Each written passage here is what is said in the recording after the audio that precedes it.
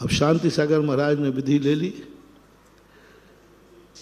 हम आहार उसी दिन करेंगे जब बैल के सिर पर गुड़ की पड़िया हो। अब पड़िया होती ना गुड़ गुड़ के, आप बताओ मनुष्य के सिर पर ले लो तो फिर भी ठीक हुए, मनुष्य सिर पर रखे हो तो फिर भी मिल जाए, अब बैल के सिर पे बताओ।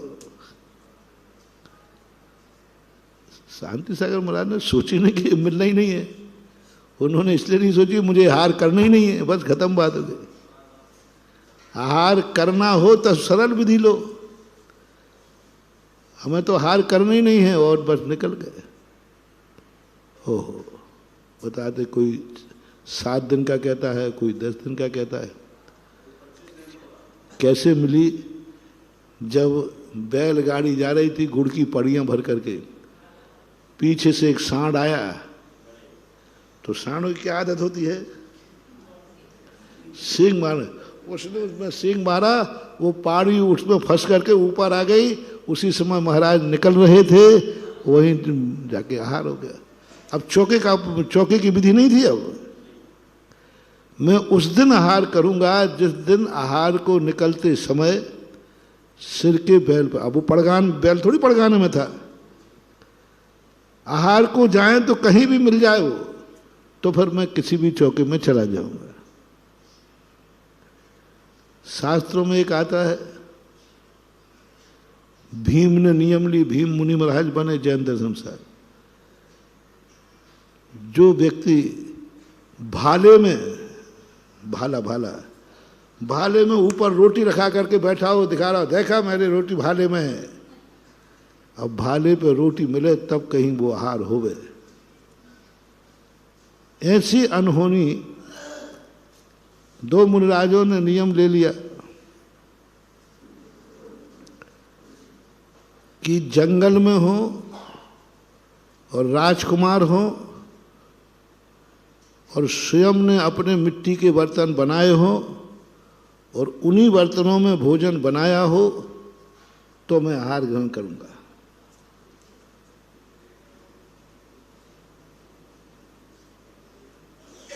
अब उनको मालूम नहीं था। कल्पना करो, यदि राम लक्ष्मण को वनवास नहीं होता तो महाराज को क्या होता, क्या होता, कल्पना करो। तो मैं तो ये सोचता हूं, ये सब गड़बड़ कराने वाले महाराज लोग हैं, इनका पुण्य तेज होता है। इनने विधि ऐसी ले ली और महाराज का पुण्य इतना तेज है कि उनका पुण्य कहेगा रामचंद्र जी वनवास चलो, और रामचंद्र जी ऐसे वनवास जाएंगे नहीं तो कैकई का दिमाग खराब करो। अब कैकई भी जल्दी दिमाग खराब करने वाली नहीं है, वो भी ज्ञानी थी। मंत्रा तैयार करो,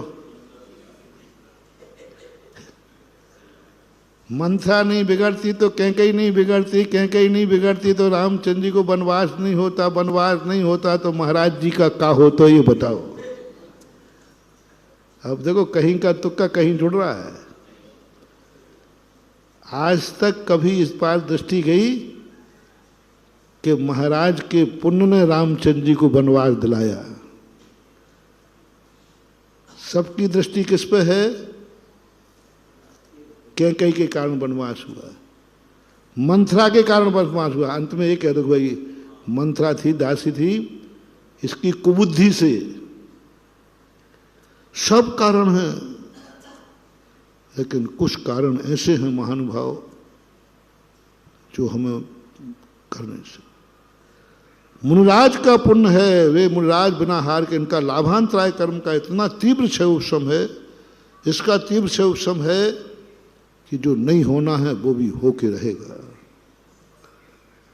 बुंदेलखंड में एक पुरानी कहावत है, कुंवारी के भाग्य से विवाहिता मर जाता। उसका यदि भाग्य होता है ना तो विवाह वाला ही मर जाता है। उन मुनिराजों का पुण्य था। एक पॉइंट, अनेक कारणों में एक कारण बता रहा हूं कि नियत ने कहा, देखो एक महाराज ऐसा नियम लेंगे, उनको तो हम रोक नहीं सकते। अरे इतने ही कहते थे जिनवाणी मार, कि कोई भी व्यक्ति ऐसा नियम न लेवे जिससे राजकुमारों को वनवास जाना पड़े। नहीं, मुनिराज को तो रोक नहीं सकते, मुनिराज को तो रोक नहीं सकते कि तुम ये विधि नहीं लेना। कर्म कहता है कि राजकुमारों को वनवास भेजा जा सकता है, लेकिन कर्म कहता है मुनिराज पर मेरा बस नहीं है, मुनिराज पर मेरा बस नहीं है, राजकुमार पर मेरा बस है, मैं वहां कबाड़ा दिखाता हूं। तो मुनिराज को सीधा रोक दो ना कि ऐसी विधि मत लिया करो। कर्म कहता है, देवता कहते हैं, मुनिराज को कोई नहीं रोक सकता, कोई नहीं रोक सकता, कोई नहीं कह सकता, वो स्वतंत्र है। तो फिर इनका होगा क्या? राजकुमार कोई साधारण आदमी गरीब मरीब का ले तो फिर भी ठीक है, राजकुमार हो। पहली बात तो वनवास में राजकुमार क्यों बनाएंगे भोजन?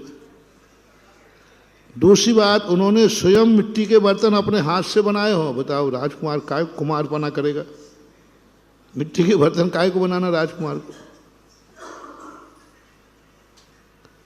वशिष्ठ जी गुरु जानते थे, उन्होंने बर्तन बनाना इसलिए नहीं सिखाए कि जिससे ये खाने पीने का सामान करने। गुरु जानते थे कभी यह बर्तन सिखाना किसी मुनिराज के आहार दान का कारण बन सकता है। वे गुरु जानते, कोर्स में था, तुम्हें भले 10 पुत्रों के लिए कुमार के बर्तन बनाना सिखाना पड़े, सिखा दो, लेकिन महाराज को नहीं रोक सकते आप। महाराज तो विधि लेके निकलेंगे, आपको कुमारों के लिए बर्तन बनाना सिखा दिए।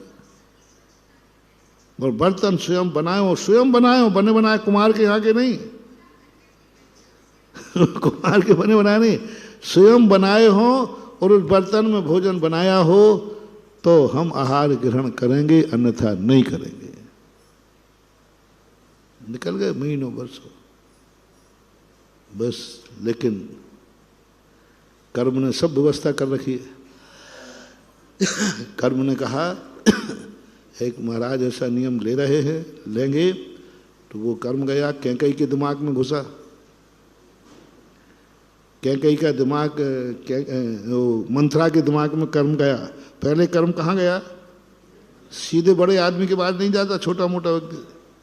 मंथरा का दिमाग किया, कैकेयी का किया, फिर दशरथ का किया, फिर रामचंद्र जी से कहा देखो तुम गड़बड़ मत करना, नहीं तो कोर्ट केस कर दो, जिद नहीं करना, जैसी आज्ञा मिले तुम चुपचाप चले जाना। रामचंद्र चले गए। जय जिनेंद्र। अगर आपको मेरी वीडियो अच्छी लगती है तो प्लीज़ मेरे चैनल को लाइक करें, शेयर करें और सब्सक्राइब करें। Thank you.